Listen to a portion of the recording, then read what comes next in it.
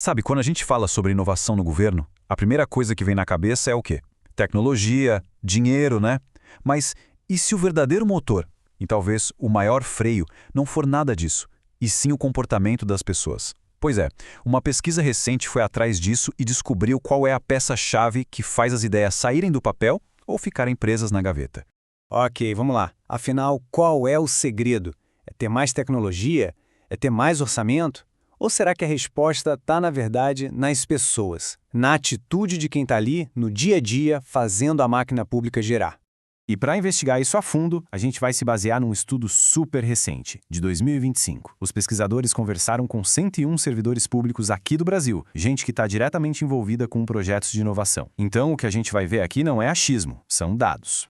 E olha só, a principal conclusão já de cara é essa aqui. A pesquisa bate o martelo. O comportamento das pessoas, a forma como elas agem e pensam, tem uma ligação direta e muito forte com o sucesso da inovação.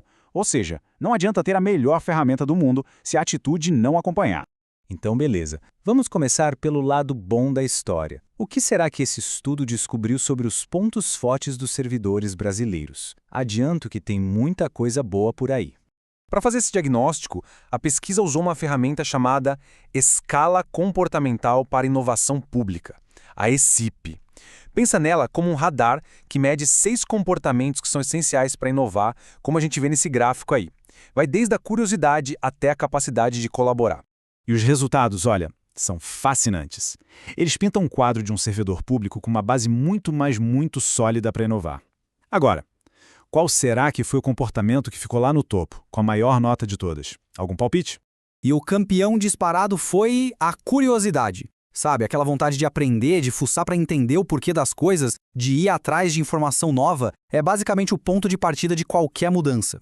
E a nota comprova isso com força total, 5,241. Para ter uma ideia, a escala ia até 7, ou seja, é uma pontuação muito alta. Isso mostra que existe uma vontade imensa de buscar conhecimento, de explorar o que é novo. É o combustível essencial para a inovação. Mas a curiosidade não está sozinha nessa não. Outras áreas também mandaram super bem. A abertura ao risco, que é ter coragem de tentar algo diferente, teve uma nota ótima. Colaboração e fluência em dados, que é saber usar informações para decidir, também foram muito bem. Ou seja, a base é forte. Certo, o cenário parece muito bom, né? Pessoal curioso, que topa arriscar, que colabora, parece perfeito. Mas, como em toda boa análise, os dados também mostram um desafio, um gargalo, um ponto fraco que pode estar botando todo esse potencial a perder. Agora a gente vai mergulhar justamente nesse ponto, a principal área que precisa de atenção segundo o estudo. O ponto que, se não for cuidado, pode comprometer todo o resto. O mais chocante é o contraste. Olha isso. De um lado, a curiosidade, lá no alto, com mais de 5 pontos. Do outro, com a menor pontuação de todas, bem lá embaixo, ficou interação e experimentação, só 3,553. A diferença entre os dois é gigantesca. Tá, mas e daí? O que isso quer dizer na prática? Porque essa distância enorme entre ter muitas ideias e ter pouca prática de testar essas ideias é o verdadeiro calcanhar de Aquiles da inovação no governo. Iterar e experimentar é, de forma bem simples, colocar as ideias à prova.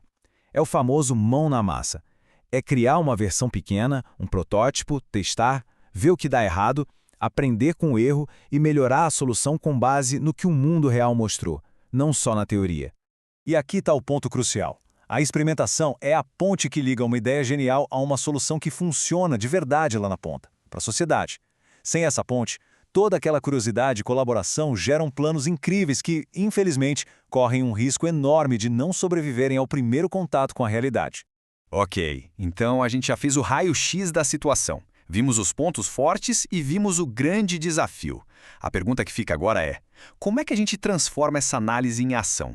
Qual a lição prática que dá para tirar disso tudo? O caminho, no fim das contas, passa por esses 4 pontos. Primeiro, a gente precisa aceitar que o fator humano é o que move tudo. Segundo, temos que usar as forças que já existem, como essa curiosidade toda. Terceiro, focar de frente no problema, a dificuldade em experimentar.